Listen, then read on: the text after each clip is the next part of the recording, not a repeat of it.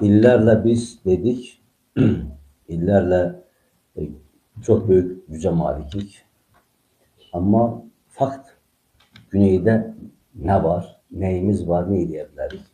Bu sualların cevabı heç zaman deyilmədi.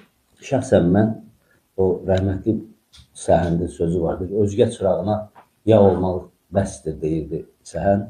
Mən də tərəfdarıyam ki, vətənimizin güneyində sivil, azad, demokratik dəyərlərə söykənən bir cumhuriyyət qurulsun.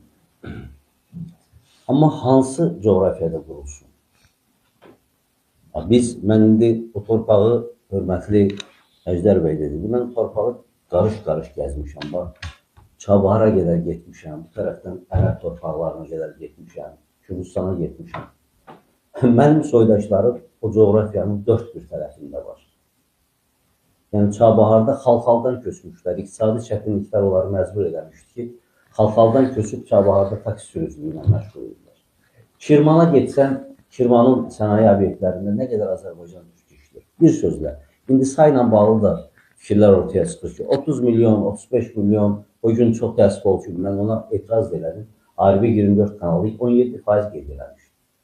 Azərbaycan türkləri və bütünlükdə türklər İranın yarısından çoxunu təşkil edir. Ermənilər də 17% verirlər.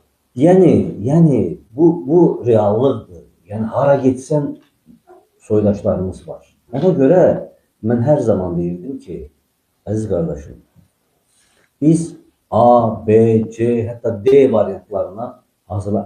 Ən azı bunu stratejik cəhətdən araşdırmaq lazımdır ki, mən istiqlal istəyirəm. Amma məntəqədə gedən proseslər fonunda mənim istiqlalıma nail olmasam, mən xaos mu yaşamalıyam? Bunun federasiya variantını da işləmək lazım idi. Bunun İran daxilində bütün hüquqlarımızın təmin olunması, bizim bugün Güney Azərbaycanda təkcə dili ilə bağlı mübarizə aparan soydaşlarımız var ki, onlar 9 il, 10 il həbs cəzasına məhkum. Yəni, bugün dil savaşı gedir, dil vardır, nevidir, Martin Heidegger'dir, mən demirəm ki. Ona görə oradakı proseslərlə bağlı biz çox təəssüf edirəm ki, bugün də hazırlıqlı ortaya çıxa bilmədik. Burada özəlliklə ölkə xaricində, siyasi platformada fəaliyyət göstərən soydaşlarımın da günahı deyil.